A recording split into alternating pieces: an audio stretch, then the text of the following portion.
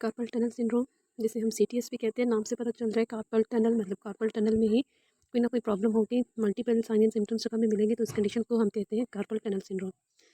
Do you often feel a numbness or tingling in your hand specially at the night? अगर तो ऐसा होता है, नमनेस और टिंगलिंग होती है हैंड में और स्पेशली नाइट में होती है, तो ये चीज़ इंडिकेट कर सकती है सीटीएस को। Maybe you experience clumsiness in handling objects and sometimes you feel a pain that goes up the arm to as high as the shoulder. पहली सिम्टम ये कि रात को नमनेस और टिंगलिंग होगी, और दूसरा ये कि क्लम्सीनेस हो सकती है, हैंडलिंग ऑब्जेक्ट्स में पेन हो सकता है जो कि रेडिएट करता है अपवर्ड, मतलब फोर आर्म को क्रॉस करता हुआ आर्म और शोल्डर तक। तो ये सेकंड इंडिकेशन होगी सीटीएस के लिए। अब हम देख लेते हैं सीटीएस है क्या। Carpel tunnel syndrome is a condition affecting the hand and wrist. जैसे कि अभी हमने सिम्टम्स देखे हैं, टिंकलिंग सेंसेशन जो भी थी, पेन था या फिर क्लम्सीनेस थी, वो हैंड और रिस्ट को ही ज़्यादा इन्वॉल्व कर रही थी।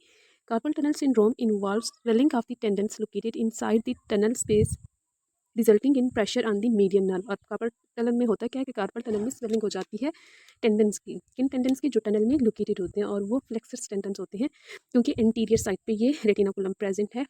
रेटिनाकुलम के अंडरलाइन ये स्ट्रक्चर्स पास कर रहे होते हैं हैंड में।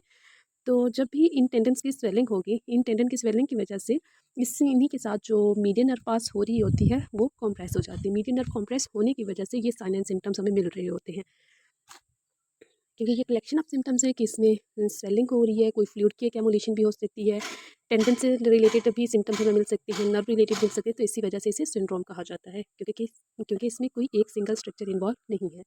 The median nerve travels from the four arm into your hand through a tunnel in your wrist. जैसे कि ये हम पे पिक्चर में नज़र आ रही है, रिस्ट के एंटीरियरली ये मीडियन नर्व जो है वो पास होती है, थंब को, इंडेक्स फिंगर, मिडिल फिंगर और हाफ रिंग फिंगर को ये सप्लाई करती है।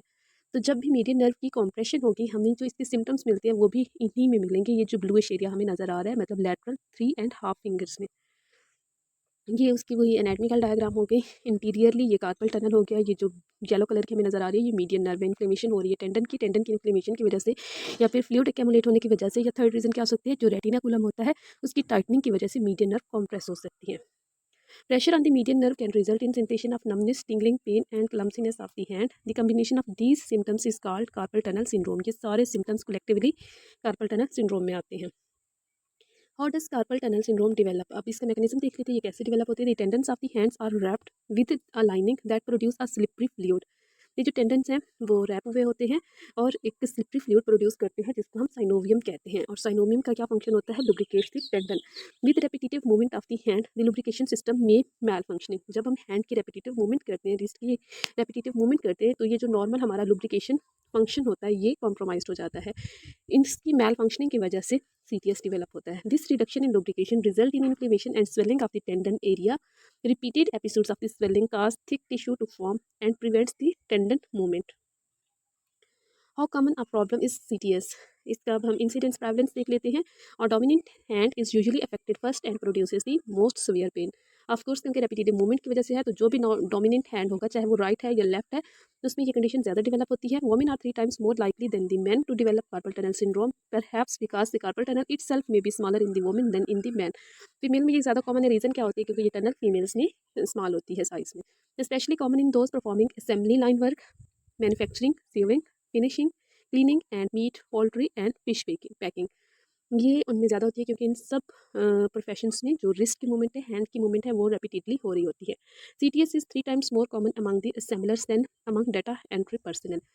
A recent survey of 400 American hand surgeons reported that each surgeon performs over 65 operations for carpal tunnel syndrome every year.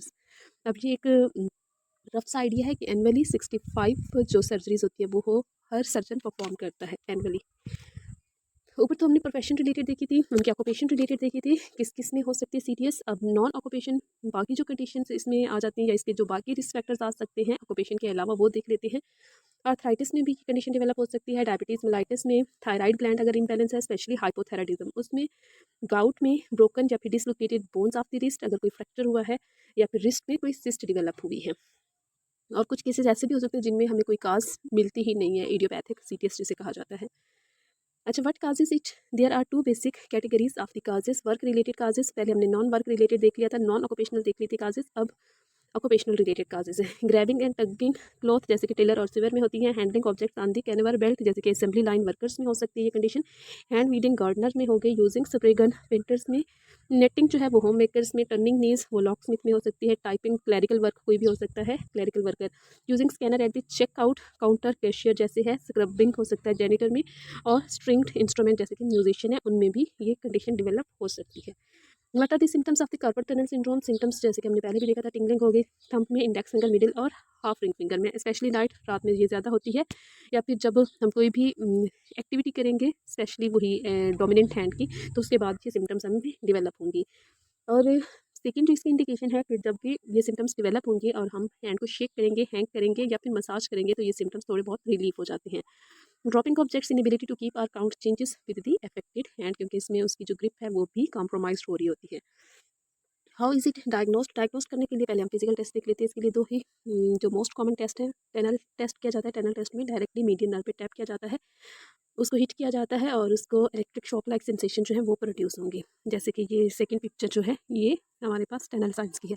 या सेकंड टेस्ट हमारे पास Fallon test है। Fallon test में क्या होता है कि हम रिस्ट को फुली फ्लेक्शन में लेके उसको रेजिस्ट कर रहे होते हैं पर 1 मिनट, मतलब टू फुली बेंड पोजीशन में, फुली फ्लेक्शन में रिस्ट को मेंटेन करना होता है 1 मिनट के लिए। अगर तो सीटीएस हुआ तो उसके सिम्टम्स और ज़्यादा सीवियर हो जाएंगे या वो ये पोजीशन मेंटेन ही नहीं कर सकेगा।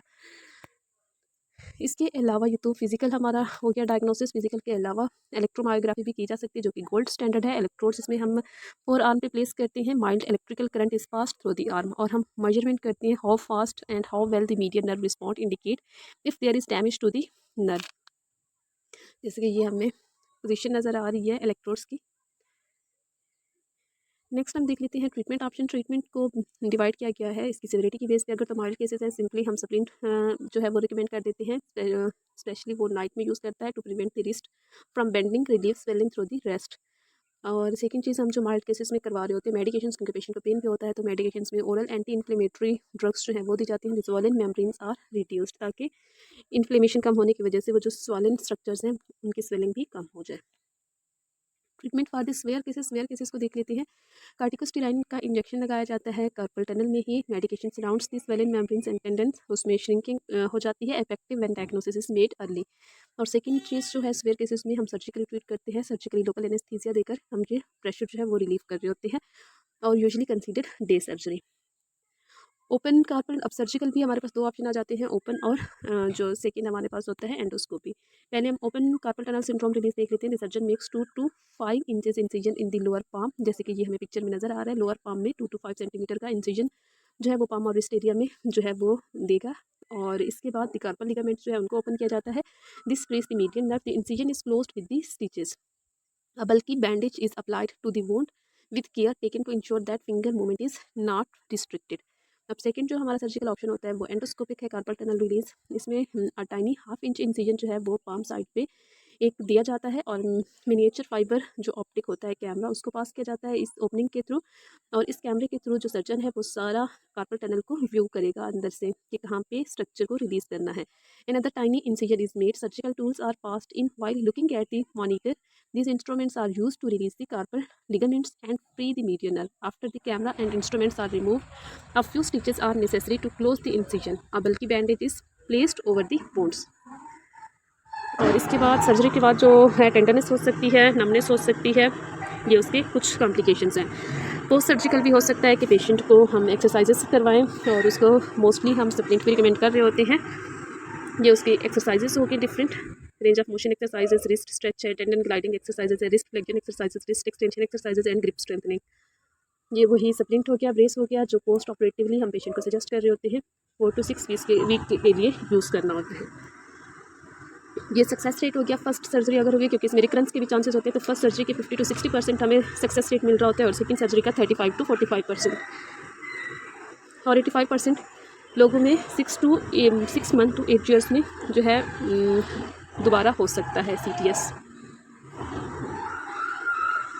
ये कीबोर्ड यूज़ करने का सही तरीका जो लेफ़्ट साइड पे है, ये कोई एंगल नहीं होना चाहिए बल्कि स्ट्रेट, मतलब जहाँ पे हमारी एल्बो है, रिस्ट है, वो स्ट्रेट होनी चाहिए, वो बेंड नहीं होनी चाहिए।